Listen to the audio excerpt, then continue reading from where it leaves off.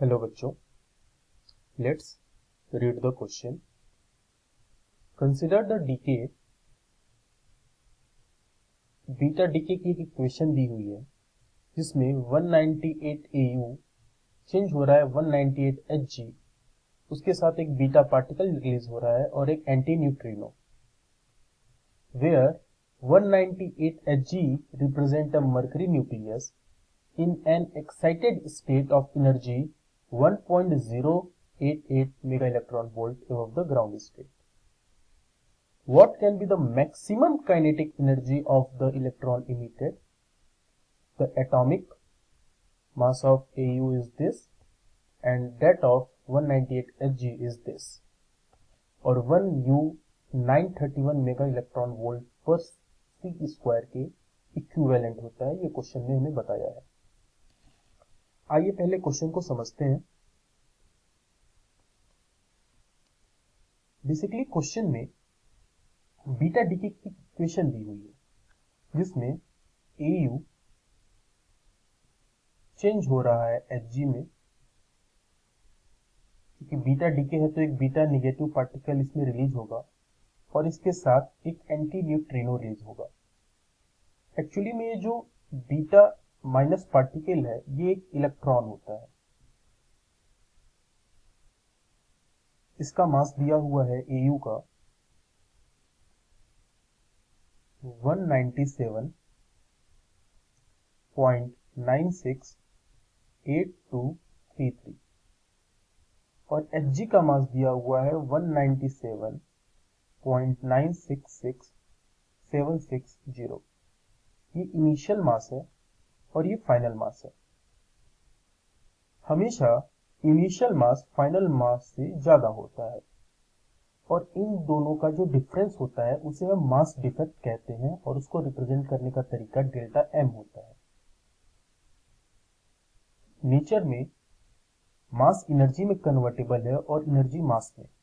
We can write it as M is interconvertible into energy and energy is interconvertible into mass. मतलब जो delta M mass defect हमें आ रहा है उसके equivalent हम energy find कर लेते हैं तो बाकी बचे हुए क्वेश्चन को हम इजीली डील कर सकते हैं। इसके सॉल्यूशन को मैं 3 पार्ट में डिवाइड करूंगा।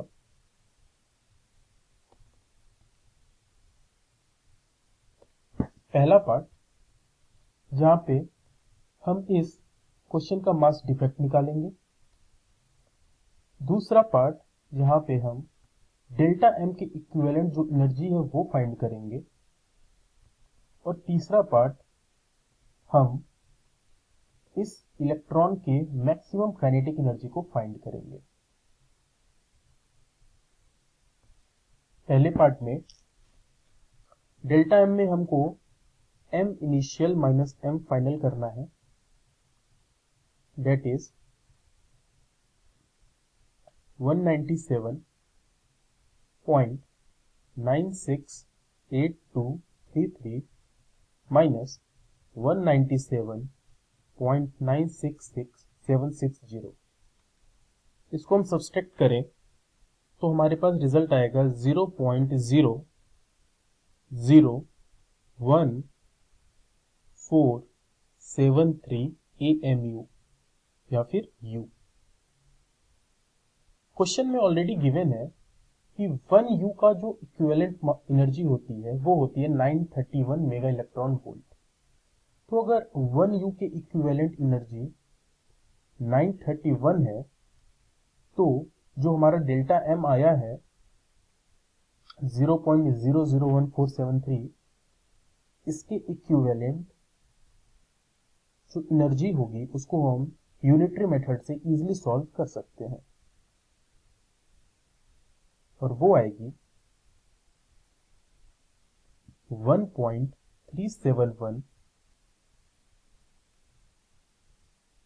Mega electron volt. ये सिंपल बेसिक कैलकुलेशन होती है कि अगर 1 में 931 है तो 0.001473 में कितना होगा।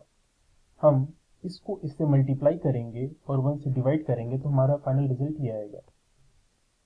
यानी इस मास डीके की वजह से जो एनर्जी हमें मिलेगी वो होगी 1.371 मेगा इलेक्ट्रॉन वोल्ट। अब क्वेश्चन पर आते हैं। क्वेश्चन में ये कह रहा है कि जो मरकरी का Hg का न्यूक्लियस है वो ऑलरेडी एक एक्साइटेड स्टेट में है जहां की एनर्जी है 1.088 मेगा इलेक्ट्रॉन वोल्ट। और ये जो इलेक्ट्रॉन यहां से रिलीज हो रहा है उसकी एनर्जी क्या होगी? तो सबसे पहले ये हमारी टोटल एनर्जी है जो प्रोड्यूस हो रही है। इलेक्ट्रॉन को पहले रिलीज होने से पहले इस एनर्जी बैरियर को क्रॉस करना पड़ेगा और उसके बाद जो रिमेनिंग एनर्जी होगी वो उस इलेक्ट्रॉन की मैक्सिमम काइनेटिक एनर्जी हो जाएगी। कहने का मतलब total energy minus excited state की एनर्जी को हम सब्सट्रैक्ट करेंगे तो हमें काइनेटिक एनर्जी मैक्सिमम इलेक्ट्रॉन की मिल जाएगी। So we have total energy as 1.371 minus E जो हमने क्वेश्चन में दे रखा है ऑलरेडी एक्साइटेड स्टेट की 1.088 और इसको हम जब सब्सट्रैक्ट करेंगे तो हमारा जो फाइनल रिजल्ट आएगा वो होगी 0.283 mega electron volt. This will be the K maximum of electron.